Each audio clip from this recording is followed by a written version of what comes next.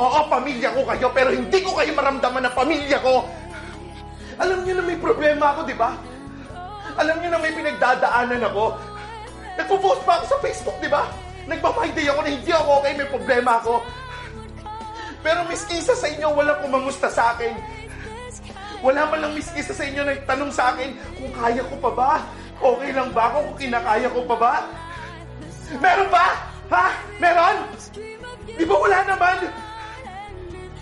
Kasi kakamustahin nyo lang ako pag may kailangan kayo. Doon nyo lang ako maaalala pag bayaran, pag kailangan nyo ng pera, pag kailangan nyo ako.